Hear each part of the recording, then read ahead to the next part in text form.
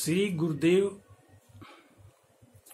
जगत गुरु कृपालु जी महाराज जी के चरणों में श्रद्धा सुमन अर्पित करते हुए मैं बात को प्रारंभ करता हूँ। भाइयों एवं बहनों, राधे राधे। कल यह बात हुई थी कि भगवान जो गोपियों से कह रहे हैं कि जाओ अपने घरों को लौट जाओ, तुम्हारे पति तुमको खोजते होंगे, बाल बच्चे खोजते होंगे, तुम्हारे सास ससुर खोजते होंगे, पति और बाल बच्चों और उनके भाई बंधुओं की सेवा करना ही तुम्हारा परम धर्म है। गोपियां जो है कहीं कि हे प्रियतम, आप जो भी बात बोल रहे हैं सो सही बोल रहे हैं, अक्षरशः बोल रहे हैं, इसमें किसी भी बात की त्रुटि नहीं है। आप भगवान हैं, आप कैसे गलत बोल सकते हैं। इस प्रकार गोपियां कहती हैं कि जत पत्य अपत्य सुहृदाम अनुवृत्ति रंग, स्त्री नाम स्वधर्म इति धर्म विदा त्वया उक्ता, अस्तु एवं एतद उपदेश पदे त्वयि ईशे पृष्ठो भवान तनुभृताम कील बंधुरात्मन। हे भगवान, आपने जो बात बोला है अक्षरशः सही है, लेकिन यह बात जो है आप ही पर लागू होता है, आप ही पर लागू होता है। जो है गोपियां कह रही हैं कि आप प्रियतम हैं। माने प्रियतम का मतलब कि जो कुछ भी हम लोगों का प्यार है, सबसे ज्यादा प्यार हम लोग आप ही से करते हैं, केवल आप ही से करते हैं और किसी से नहीं करते हैं। क्योंकि अब यहाँ वेदों और शास्त्रों में बात आई है। वेद कह रहे हैं, जैसे श्वेता स्वतरो उपनिषद 1:8 में बोल रहे हैं कि ज्ञात्वा देवम मुच्यते सर्वपाशयी। यह वेदों में कई जगह यह मंत्र आया है कि ज्ञात्वा देवम मुच्यते सर्वपाशयी।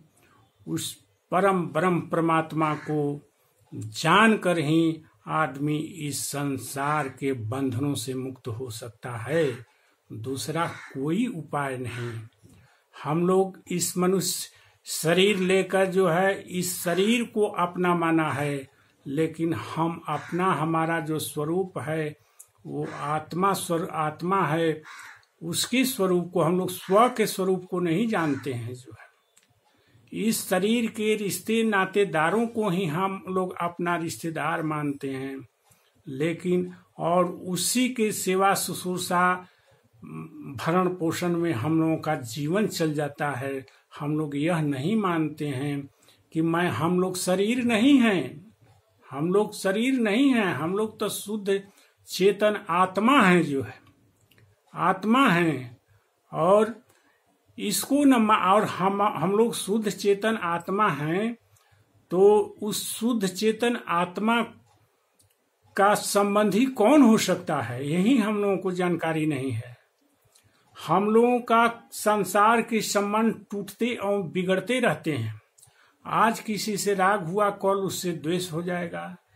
आज किसी से बनाव है, कल बनाव नहीं रहेगा। जो है यहाँ तो हम देखते हैं कि बाप बेटा में भी प्रेम नहीं है, सब स्वार्थ का रिश्ता है। जो है पत्नी और हस्बैंड में भी प्रेम नहीं है, सब स्वार्थ का रिश्ता है। एक दूसरे का स्वार्थ पूर्ति जहाँ बंद हुई कि झगड़ा झंझट मार काट शुरू हो जाते हैं। बाप बेटा में स्वार्थ का रिश्ता है। जो है बाप बेटा के बीच स्वार्थ अगर नहीं सिद्ध हुआ तो लड़ाई झगड़ा हुआ। आजकल तो हम लोग देखते हैं कि बाप भी बेटे का मर्डर कर दे रहे हैं, बेटा भी बाप का मर्डर कर रहे हैं, पति भी पत्नी की हत्या कर दे रही है, और पत्नी भी पति की हत्या कर दे रही है। इस तरह की घटनाएं अनेकों हो रही हैं।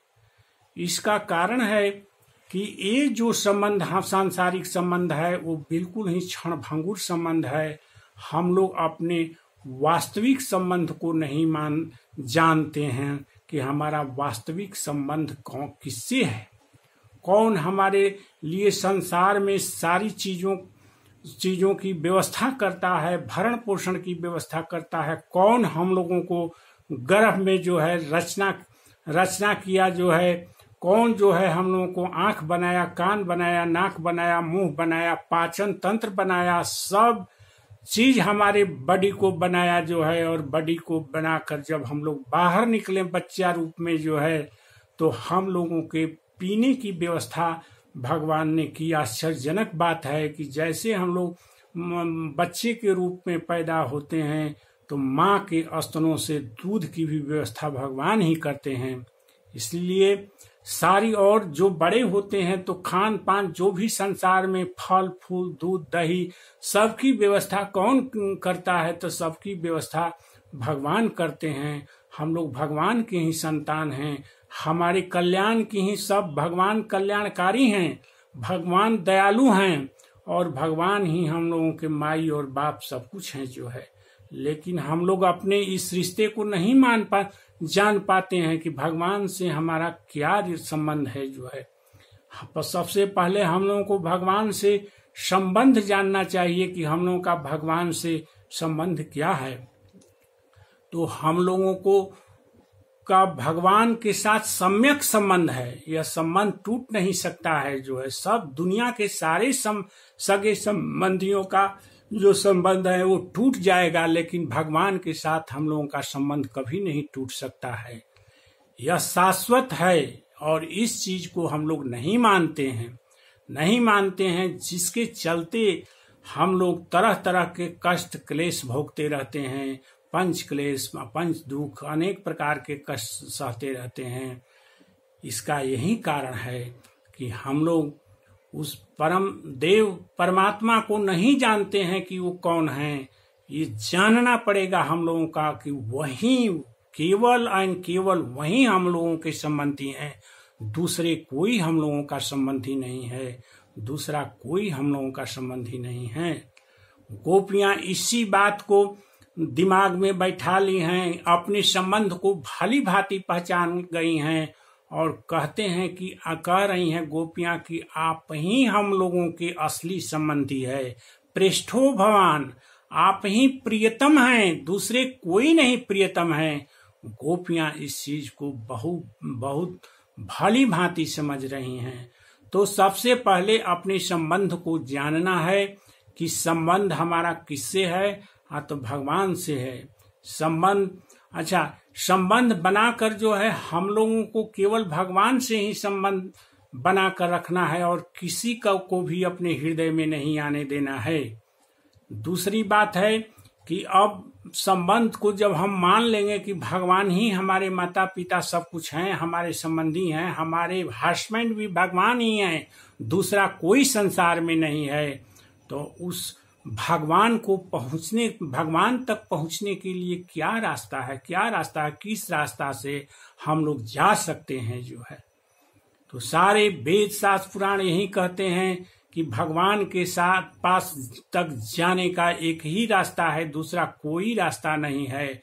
वो है रास्ता भक्ति का रास्ता है जो है। गोपियां जो है भक्ति में प्रगाढ़ हैं जो है, भक्ति में सर्वोत्तम हैं, जिनके सामने जो है आज भगवान आकर साक्षात जो है वार्तालाप कर रहे हैं, साक्षात सामने होकर वार्तालाप कर रहे हैं। इस प्रकार हम देखते हैं कि गोपियां अपने संबंध को भी पहचान गईं कि हमारे असली संबंधी भगवान ही हैं, इनके सिवा कोई दूसरा संबंधी नहीं है जो है। और दूसरी बात ये भी समझ रही हैं गोपियां कि इनके पास तक आने का तो एक ही रास्ता है, भक्ति के द्वारा। माने भक्ति मतलब कि मन का हमेशा भगवान में अटैचमेंट को भक्ति कहते हैं। मन को इधर उधर न भटकाकर केवल भगवान में अटैचमेंट रखना ही भक्ति कहलाती है। अब जब भक्ति मिल गई तो गोपियां जो है तीसरी बात भक्ति से क्या चाहती हैं, भगवान को संबंधी मान लिया, भगवान की भक्ति करने लगी गोपियां जो है, लेकिन भगवान से क्या प्राप्त, उनका उद्देश्य क्या है जो है। प्रत्येक मनुष्य पहले यह मान ले कि हमारे संबंधी भगवान हैं, और भगवान तक जाने का रास्ता भक्ति ही है। दूसरा किसी भी देवी देवता कुछ भी आप पूजा कर लीजिए, सारे ब्रह्मांड में जितने देवी देवता हैं सबकी पूजा कर लीजिए, लेकिन भगवान तक आप नहीं पहुंच सकते हैं। आप जो है 84 लाख जोनी में ही पहुंचेंगे, दूसरा कोई उपाय नहीं है।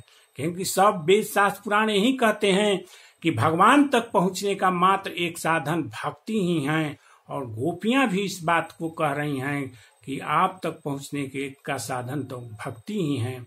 तीसरा बात, भगवान तक पहुंचने के बाद जो है हमारा क्या प्रयोजन है, किस प्रयोजन से हम भगवान के पास पहुंच जाएंगे, तो हमारा लास्ट प्रयोजन क्या है जो है, तो लास्ट प्रयोजन हमारा होना चाहिए भगवान से उनका प्रेम मांगना जो है, भगवान से उनका प्रेम मांगना, और कोई चीज नहीं मांगना है जो है।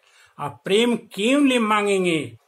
कोई भी भक्त जो है प्रेम क्यों मांगेगा भगवान से? तो प्रेम इसीलिए मांगेगा कि उस प्रेम से भगवान की सेवा करेगा, बाकी दूसरा कोई भी काम नहीं करेगा जो है। तो आज जो है हम लोगों को ये 3 बहुत ही महत्वपूर्ण बातें हैं। इन तीनों बातों को जो आदमी नहीं समझ पाएगा वो भवसागर से पार नहीं होगा, और वो 84 लाख जोनी में ही भटकेगा, अनेक प्रकार के कष्टों को सहेगा और रौरव नरक का गामी होगा। कोई कितनों देवी देवता पूज ले, ब्रह्मांड के सारे देवी देवताओं को पूज ले, उससे कोई फर्क नहीं पड़ता है, लेकिन वो भगवान के प्रेम को नहीं पा सकता है। इसलिए 3 बातें, अपने संबंधी को पहचानना है, और उस संबंधी को तक जाने का रास्ता क्या है जो है, और वहां पहुंचकर हम लोगों का क्या प्रयोजन होना चाहिए। ये तीनों बातों को जानकर ही ज्ञात्वा देवम मुच्यते सर्वपाशई, इन तीनों को जानकर ही कोई सांसारिक बंधनों से मुक्ति पा सकता है। दूसरा कोई उपाय नहीं है।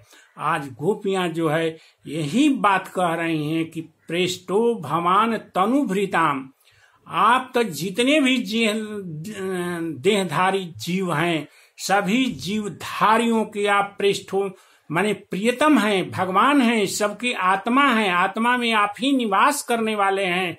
तो सबसे प्रिय तो अपनी आत्मा न होती है। आत्मा से बढ़कर दूसरा प्रिय कौन है? तो आत्मा तो भगवान है, और इसीलिए भगवान भी चेतन है, हम लोग भी चेतन है। चेतन का संबंध जो है चेतन से ही है। दूसरा बाकी जो है विनाशशील शरीर, जो पतियों का शरीर विनाशशील है, बेटों का शरीर विनाशशील है, सास ससुर का शरीर जो है विनाशशील है, संसार के जितने भी रिश्ते नाते हैं सबके शरीर विनाशशील है। इसलिए विनाशशील वस्तुओं से हम लोगों का संबंध नहीं हो सकता है। ये 3 बातों को ध्यान से मनन करना है। हमारे संबंधी भगवान हैं, उन तक हम भक्ति से ही पहुंच सकते हैं। उनसे के पास जाकर हमारा यह प्रयोजन होना चाहिए कि उनसे हम प्रेम का वरदान मांगे। बस आज इतना ही। ओम शांति ही शांति ही शांति ही।